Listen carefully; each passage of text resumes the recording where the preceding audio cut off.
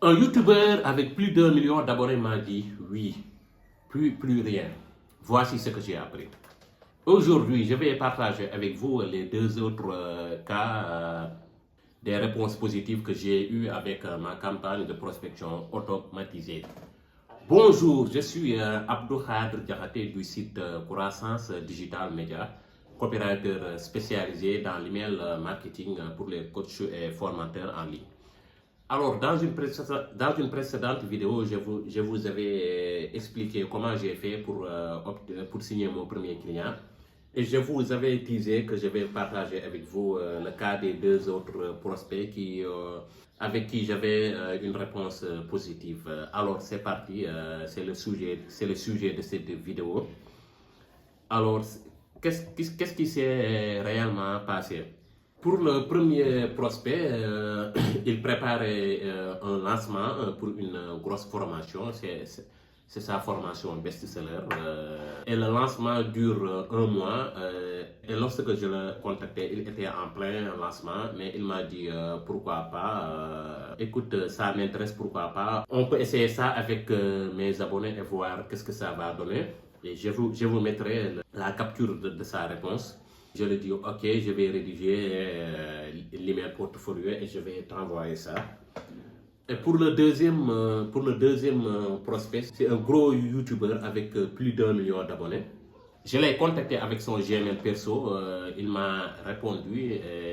C'est une réponse très sympa. Je vais mettre aussi la capture d'écran de sa réponse. En gros, il m'a dit que par le passé, il a fait appel à des copywriters, mais il constatait toujours qu'il écrivait mieux que. Donc, c'est pourquoi il préfère aujourd'hui écrire ses propres emails. Mais pourquoi pas, on peut essayer. Peut-être que tu feras de meilleurs scores que moi. Parce qu'on trouve toujours mieux que soi, quoi. Et je l'envoie, je lui dis ok, je rédige l'email et je l'envoie. Donc, tous les deux, je leur envoie l'email portfolio. Et quelques jours après, silence radio. Ils ne me répondent pas. Je dis j'attends. Peut-être ils sont occupés. Je vais entendre. J'attends toujours. Ils ne me répondent toujours pas. Je leur envoie un premier relance pour leur demander est-ce qu'ils ont bien reçu l'email portfolio. Qu'est-ce qu'ils en pensent? Mais ils ne me répondent toujours pas. Des semaines passent, je leur envoie une deuxième relance, ils ne me répondent pas. Et je dis que je vais lâcher l'affaire, peut-être que je les recontacterai plus tard, quoi. Donc c'est ça l'expérience que j'ai vécue avec ces deux prospects. Et les leçons que j'en ai tirées, la leçon 1, c'est qu'il faut frapper le fer quand il est encore chaud. C'est-à-dire, quand tu as une réponse positive, ça veut dire que le prospect est à son pic d'intérêt. Automatiquement, il faut rebondir pour proposer un appel visio. Parce qu'en ce moment, quand ils m'ont répondu favorablement, après avoir écrit l'email portfolio, j'aurais dû, en leur envoyant cet email, j'aurais dû automatiquement leur proposer un rendez-vous pour un appel visio. Peut-être ils vont accepter le rendez-vous et durant cet appel, je vais peut-être leur convaincre. On ne sait jamais quoi. Peut-être que l'un d'eux serait devenu un client, je ne sais pas. Ou bien ils ont lu l'email, mais peut-être que ça ne les plaît pas forcément.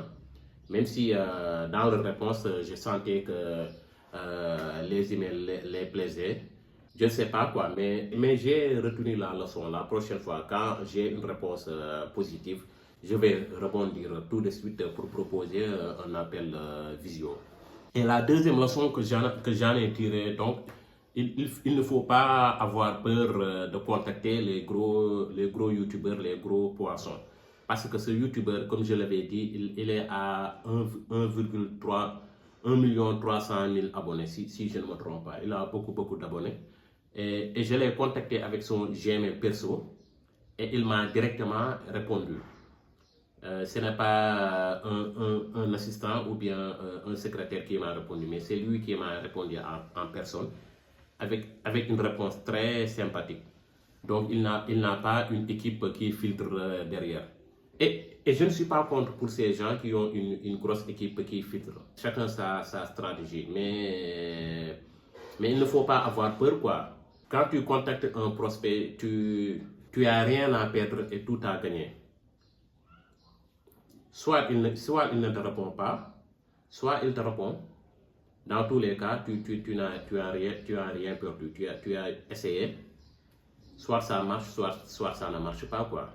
Parce que parmi eux, il y a des personnes qui sont plus accessibles que tu ne le penses. Donc, il faut oser prospecter parce que c'est en prospectant, en contactant ces prospects que tu vas avoir des informations sur le marché, sur la psychologie des personnes, etc. Tu vas apprendre beaucoup de choses en étant sur le terrain.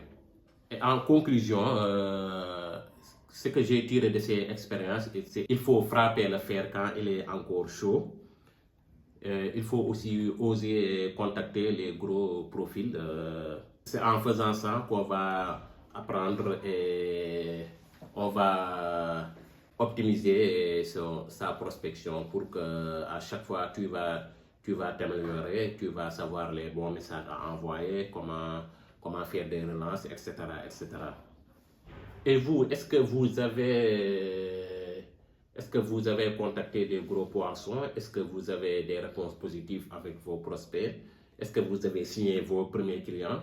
Je suis curieux d'avoir un retour expérience de votre part. Dites-moi tout, ce sera un plaisir de vous lire et de vous répondre. Je vous dis merci et à la prochaine.